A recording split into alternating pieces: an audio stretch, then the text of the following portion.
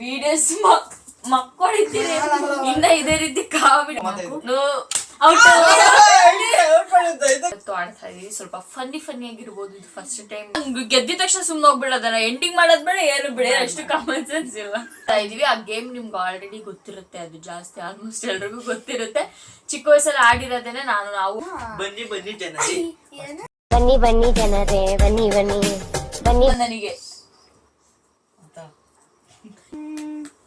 31 ಸ್ವಾಮಿ ನಮಗೂ ಬುದ್ಧಿ ಬಂದಿದೆ.